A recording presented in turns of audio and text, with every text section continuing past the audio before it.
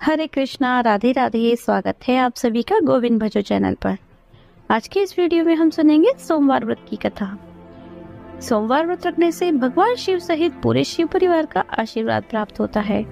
इस व्रत को कुंवारी कन्याएं मनचाहे वर प्राप्ति के लिए और सुहागिन महिलाएं अखंड सौभाग्यवती होने के लिए रखती हैं। सोमवार व्रत में भगवान शिव की पूजा के साथ ही व्रत कथा पढ़ना या सुनना बहुत जरूरी माना गया है।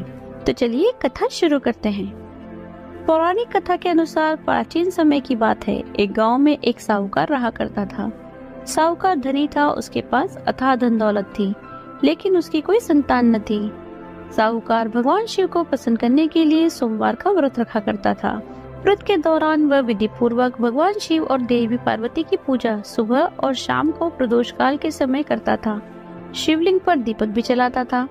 साहूकार की भक्ति और पूजा अर्चना को देखकर एक दिन माता पार्वती ने भगवान शिव से कहा, हे प्रभु, यह साहूकार तो आपका परम भक्त है। हर सोमवार को विधि विधान से आपकी पूजा करता है। मुझे लगता है कि आपको इसकी मनोकामना अवश्य पूर्ण करनी चाहिए। तब भगवान शिव ने देवी पार्वती की बात सुनकर कहा, हे गौरी, यह संसार एक कर्म क्षेत्र है। जैसे एक किसान अपने खेत में बीज बोता है तो कुछ समय बाद उसे पेड़ मिलता है, ठीक उसी तरह इस संसार में आदमी जैसा भी कर्म करता है उसे फल भी वैसा ही मिलता है। लेकिन माता पार्वती ने भोले भंडारी से दोबारा आग्रह किया और कहा, हे नाथ, फिर भी आप इसकी मनोकामना पूर्ण कर दीजिए, क्योंकि ये आपका परम भक्त है। अगर आप भी अपने भक्तों की इच्छा पूर्ण नहीं करेंगे तो फिर भला भक्त आपकी पूजा आराधना क्यों करेंगे। माता पार्वती के इतना आग्रह करने पर भगवान शिव ने कहा, देवी, यह धनवान साहूकार है और इसका कोई भी पुत्र नहीं है, इसलिए यह सदैव चिंतित रहता है। हालांकि इसके भाग्य में कोई संतान का योग नहीं है, परंतु आपके आग्रह पर मैं इसे पुत्र प्राप्ति का वरदान देता हूँ। लेकिन इसका पुत्र केवल 12 साल तक ही जीवित रहेगा। मैं इससे ज्यादा कुछ नहीं कर सकता। फिर एक रात भगवान शिव ने साहूकार को स्वप्न में दर्शन दिए और कहा कि उसे जल्द ही पुत्र की प्राप्ति होगी, लेकिन उसका पुत्र दीर्घायु नहीं होगा, बल्कि केवल 12 वर्ष तक ही जीवित रह पाएगा। यह बात सुनकर साहूकार ना तो प्रसन्न हुआ और ना ही ज्यादा दुखी हुआ। स्वप्न में सब कुछ जानने के बाद भी साहूकार ने पूजा अर्चना जारी रखी और कुछ दिनों बाद साहूकार की पत्नी गर्भवती हो गई। उसने एक सुंदर बालक को जन्म दिया। बालक के जन्म से घर पर हर्षोल्लास का माहौल था, लेकिन साहूकार खुश नहीं था, क्योंकि उसे पता था उसके बालक का जीवन केवल 12 वर्ष तक का ही है और उसने किसी को भी ये बात नहीं बताई थी। जब वह बालक 11 वर्ष का हुआ तो साहूकार की पत्नी ने बालक के विवाह की बात साहूकार से कही, लेकिन साहूकार ने इस बात से इनकार कर दिया और उसे शिक्षा के लिए काशी भेज दिया। साहूकार ने बालक के मामा को बुलाया और उन्हें पैसे देकर बालक के साथ काशी जाने का आदेश दिया। साहूकार ने मामा भांजे से कहा कि वह काशी जाते समय रास्ते में यज्ञ कराते हुए ब्राह्मणों को भोजन कराते हुए जाएं। दोनों मामा भांजे ने ऐसा ही किया। काशी जाते समय जिस रास्ते से मामा भांजे गुजर रहे थे, वहाँ का राजा अपनी पुत्री का विवाह एक ऐसे राजकुमार से करवा रहा था जो काना था। उधर दूल्हे का पिता इस बात से चिंतित था कि अगर दुल्हन पक्ष को पता चल गया तो राजकुमारी विवाह के लिए मना कर देगी। इसलिए उसने जब साहूकार के पुत्र को देखा तो उसने सोचा कि मैं अपने बालक की जगह तोरण के समय इस बालक को बिठा दूंगा और दुल्हन पक्ष वालों को पता भी नहीं चलेगा। दूल्हे के पिता ने साहूकार के पुत्र को इस बात के लिए तैयार कर लिया और बालक तैयार भी हो गया। इस तरह उस बालक ने दूल्हे के कपड़े पहन लिए और घोड़ी पर चढ़कर तोरण की रस्म पूरी की।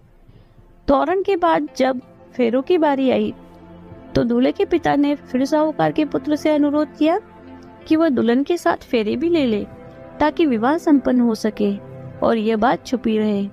मामा भी राजी हो गए। विवाह समारोह भी संपन्न हो गया। विवाह संपन्न होने के बाद मामा भांजा काशी के लिए प्रस्थान कर गए, परंतु साहूकार के पुत्र ने दुल्हन के कपड़ों पर लिख दिया कि तुम्हारा विवाह तो मुझसे हुआ है, लेकिन तुम जिसके साथ विदा की जाओगी वह एक आंख वाला राजकुमार है। मैं काशी शिक्षा ग्रहण करने जा रहा हूँ। जब राजकुमारी ने यह बात पढ़ी तो उसने राजकुमार के साथ जाने से इनकार कर दिया। अपने पिता से कहा, यह मेरा पति नहीं है, मेरे पति शिक्षा ग्रहण करने काशी गए हुए हैं। जब सब जगह ये बात फैल गई तो मजबूरी में दूल्हे के पिता ने सारी बात बता दी और दुल्हन के पिता ने फिर बेटी को भेजने से इनकार कर दिया। इधर मामा भांजे दोनों काशी पहुंच गए और बालक शिक्षा ग्रहण करने लगा। तब मामा ने यज्ञ करना शुरू कर दिया। जब साहूकार का पुत्र 12 वर्ष का हुआ तब उसने एक दिन अपने मामा से कहा कि उसकी तबीयत ठीक नहीं है और वह सोने जा रहा है। साहूकार का पुत्र अंदर सोने के लिए कमरे में गया तो उसकी मृत्यु हो गई। थोड़ी देर बाद जब मामा अंदर पहुंचे तो उन्होंने बालक को मृत अवस्था में देखा और बहुत दुखी हुए, परंतु वे रो नहीं सकते थे वरना उनका यज्ञ अधूरा रह जाता। इसलिए मामा वापस आकर यज्ञ करने लगे। यज्ञ पूरा करने के बाद, ब्राह्मणों को भोजन करवाने के बाद मामा अपने मृत भांजे को देखकर विलाप करने लगे। ठीक उसी समय उसी मार्ग से भगवान शिव और देवी पार्वती जा रहे थे। माता पार्वती ने किसी के रोने की आवाज सुनी तो भगवान शिव से कहने लगी, हे प्रभु, कोई मनुष्य रो रहा है, चलिए उसके दुख को दूर करते हैं। तब भगवान शिव और देवी पार्वती मामा के पास गए और उन्होंने जब मृत बालक को देखा तो हैरान हो गए, क्योंकि वह तो भगवान शिव के आशीर्वाद से जन्मा साहूकार का पुत्र था। माता पार्वती ने कहा, हे नाथ, यह तो साहूकार का पुत्र है जिसे आपने केवल 12 वर्ष तक ही जीवन जीने का वरदान दिया था। इसलिए आज 12 वर्ष की आयु पूरी होने पर वह मृत्युलोक को चला गया। देवी पार्वती ने मृत बालक को देखा तो उन्हें दया आ गई और भगवान शिव से हाथ जोड़कर विनती करने लगी, हे प्रभु, बस आप एक बार इस बालक को जीवन दान दे दीजिए, वरना इसके माता पिता जीते जी मर जाएंगे। माता पार्वती के कई बार आग्रह करने पर भगवान शिव ने उनकी बात मान ली और उस बालक को जीवन दान दे दिया। साहूकार का पुत्र जीवित हो गया। मामा भांजे अपने घर की ओर प्रस्थान कर गए। रास्ते में साहूकार का पुत्र उसी शहर से गुजरा जहाँ उसका विवाह हुआ था। दुल्हन के पिता ने बालक को पहचान लिया और मामा भांजे को लेकर महल में आ गए। दुल्हन के पिता ने एक समारोह किया और अपनी पुत्री को धूमधाम से साहूकार के पुत्र के साथ भेज दिया। उधर जब साहूकार का बालक अपनी पत्नी के साथ घर पहुंचा तो उसके माता पिता अंदर कमरे में बंद होकर बैठे थे। वे सोच रहे थे कि अगर उनका पुत्र सही सलामत वापस नहीं लौटा तो वे भूख प्यास से अपनी जान दे देंगे। तभी बालक के मामा ने कमरे के बाहर आकर उन्हें बताया कि उनका पुत्र जीवित है और विवाह करके वापस आया है। साहूकार ने बालक को जीवित देखा तो खुशी से उसका स्वागत किया और साहूकार का परिवार इस प्रकार खुशी खुशी जीवन व्यतीत करने लगा। यह सब भगवान शिव की कृपा और सोमवार व्रत का ही प्रभाव था कि साहूकार का पुत्र अल्पायु होने के बाद भी दीर्घायु को प्राप्त हुआ। इस प्रकार जो भी भक्त सच्चे मन से भगवान शिव की पूजा करके आज के दिन इस कथा को पढ़ते अथवा सुनते हैं, भगवान शिव उनके सभी दुख दूर करते हैं। इस कहानी को पढ़ने वाले, सुनने वाले, हुंकारा भरने वाले सभी की मनोकामना पूर्ण करते हैं। बोलिए शिव शंकर भगवान की जय, माता पार्वती की जय।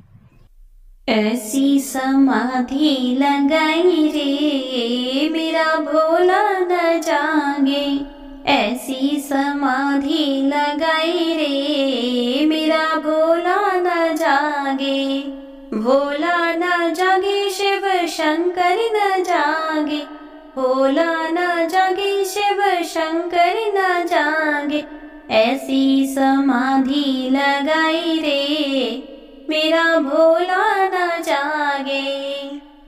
गंगा जगावे और यमुना जगावे, गंगा जगावे और यमुना जगावे, सरयू ने धारा बहाई रे मेरा भोला न जागे, सरयू ने धारा बहाई रे मेरा भोला न जागे, ऐसी समाधि लगाई रे मेरा भोला न जागे। चंदा जगावे और तारे जगावे, चंदा जगावे और तारे जगावे, सूरज ने किरणें फैलाई रे मेरा भोला न जागे, सूरज ने किरणें फैलाई रे मेरा भोला न जागे।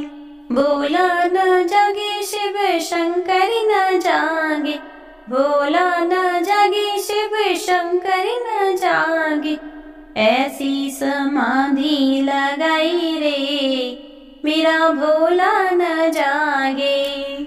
ब्रह्मा जगावे और विष्णु जगावे, ब्रह्मा जगावे और विष्णु जगावे, नारद ने वीणा बजाई रे, मेरा भोला न जागे। नारद ने वीणा बजाई रे, मेरा भोला न जागे। भोला न जागे शिव शंकर न जागे, भोला न जागे शिव शंकर न जागे। ऐसी समाधि लगाई रे, मेरा भोला न जागे। राम जगावे और लक्ष्मण जगावे, राम जगावे और लक्ष्मण जगावे। हनुमत ने चुटकी बजाई रे, मेरा भोला न जागे। हनुमत ने चुटकी बजाई रे, मेरा भोला न जागे। भोला न जागे शिव शंकर न जागे, भोला न जागे शिव शंकर न जागे। ऐसी समाधि लगाई रे, मेरा भोला न जागे। राधा जगावे और रुक्मणी जगावे, राधा जगावे और रुक्मणी जगावे। मोहन ने बंसी बजाई रे, मेरा भोला न जागे। मोहन ने बंसी बजाई रे, मेरा भोला न जागे। भोला न जागे शिव शंकर न जागे, भोला न जागे शिव शंकर न जागे। ऐसी समाधि लगाई रे, मेरा भोला न जागे। भक्त जगावे और संत जगावे, भक्त जगावे और संत जगावे। सखियों ने राम धुनी गाई रे, मेरा भोला न जागे। सखियों ने राम धुनी गाई रे, मेरा भोला न जागे। भोला न जागे शिव शंकर न जागे, भोला न जागे शिव शंकर न जागे। ऐसी समाधि लगाई रे, मेरा भोला न जागे। ऐसी समाधि लगाई रे, मेरा भोला न जागे। आज की वीडियो अगर आपको अच्छी लगी हो तो लाइक कीजिए, शेयर कीजिए। यदि आप चैनल पर नए हैं तो चैनल को सब्सक्राइब कर लीजिए। बेल आइकन को प्रेस कर दीजिए जिससे नई वीडियोस की नोटिफिकेशन आपको तुरंत मिल जाए। मिलते हैं ऐसे ही अगले वीडियो में। हरे कृष्णा, राधे राधे।